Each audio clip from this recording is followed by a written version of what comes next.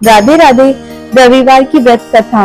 एक बुढ़िया थी, वह प्रत्येक रविवार को सवेरे ही गोबर से घर लीपकर स्नान आदि कर भगवान की पूजा करती, फिर भोजन तैयार कर भगवान को भोग लगाकर स्वयं भोजन करती थी। श्री हरि की कृपा से उसका घर सभी प्रकार के सुख एवं धन धान्य से पूर्ण था। किसी प्रकार का विघ्न दुख नहीं था। सब प्रकार से घर में आनंद रहता था। उसकी एक पड़ोसन, जिसकी गौ का गोबर वह बुढ़िया रोज लाया करती थी, उस बुढ़िया की संपन्नता से जलने लगी। यह विचार करने लगी कि वह वृद्धा सर्वदा मेरी गौ का गोबर ले जाती है, इसलिए अगले दिन से यह अपने गौ को घर के भीतर बांधने लगी। वह रविवार का दिन था। बुढ़िया गाय का गोबर न मिलने के कारण अपना घर न लीप सकी। उस दिन उसने न तो भोजन बनाया, न भगवान को भोग लगाया और न स्वयं भोजन किया। इस प्रकार उसने निराहार व्रत किया। रात्रि हो गई, वह भूखी ही सो गई। रात्रि में भगवान ने उसे स्वप्न में दर्शन दिए और भोजन न बनाने तथा भोग न लगाने का कारण पूछा। वृद्धा ने कहा उसे गोबर नहीं मिला, इस कारण वह आपका भोग न लगा सकी। तब भगवान ने कहा, हे माता, हम तुमको ऐसी गौ देते हैं जो सभी इच्छाएं पूर्ण करती है, क्योंकि तुम हमेशा रविवार को पूरा घर गौ के गोबर से लीपकर भोजन बनाकर मेरा भोग लगाकर ही स्वयं भोजन करती हो।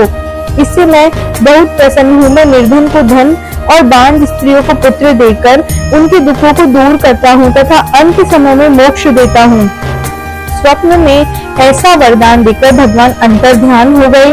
प्रातः जब वृद्धा की आंखें खुली तो उसने देखा कि आंगन में एक अति सुंदर गौ और बछड़ा बंधे हुए हैं। गौ और बछड़े को देखकर वह वृद्धा अत्यंत प्रसन्न हुई और उनको घर के बाहर बांध दिया। वही उनके खाने के लिए चारा भी डाल दिया।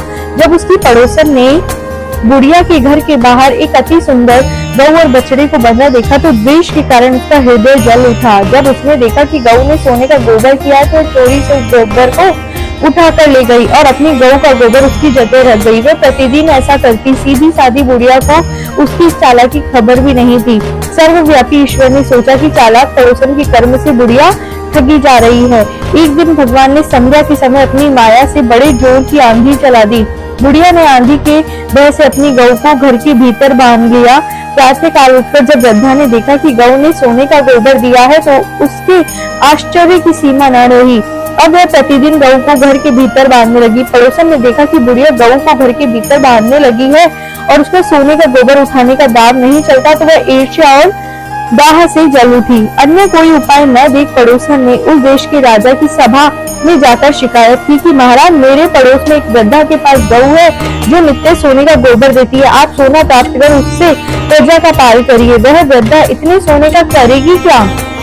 उसकी बात सुनकर राजा ने अपने दूतों को वृद्धा के घर से गौ लाने का आदेश दिया। वृद्धा प्रातः भगवान का भोग लगाकर भोजन ग्रहण करने जा रही थी कि राजा के कर्मचारी गौ खोलकर ले गए। वृद्धा बहुत रोई चिल्लाई, किंतु राजा के कर्मचारियों के सामने कोई क्या ही कहता। उस दिन वृद्धा गौ के वियोग में भोजन न कर सकी और रात भर रो रो कर ईश्वर से गौ को पुनः पाने के लिए प्रार्थना करने लगी। राजा गौ को देख बहुत प्रसन्न हुआ, लेकिन अगले दिन सुबह जैसे ही वह उठा, महल गोबर से भरा दिखाई देने लगा। राजा यह देखकर घबरा गया। भगवान ने रात्रि में राजा को स्वप्न में कहा, हे राजा, गाय वृद्धा को लौटाने में ही तेरा भला है। उसके रविवार की व्रत से प्रसन्न होकर मैंने ये गौ उसे दी थी। प्रातः होते ही राजा ने वृद्धा को महल में बुलाकर बहुत से धन के साथ सम्मान सहित गाय बछड़ा उसे लौटा दिया और उसके कार्य के लिए उसे क्षमा प्रार्थना की। इसके बाद राजा ने उसकी पड़ोसिन को बुलाकर उचित दंड दिया। इतना करने के बाद राजा के महल से गंदगी दूर हुई। उसी दिन से राजा ने नगर निवासियों को आदेश दिया कि राज्य की समृद्धि तथा अपनी समस्त मनोकामनाओं की पूर्ति के लिए रविवार का व्रत करें। व्रत करने से नगर के लोग सुखी जीवन व्यतीत करने लगे। अब कोई बीमारी तथा प्रकृति का प्रकोप उस नगर पर नहीं होता था। सारी प्रजा सुख से रहने लगी।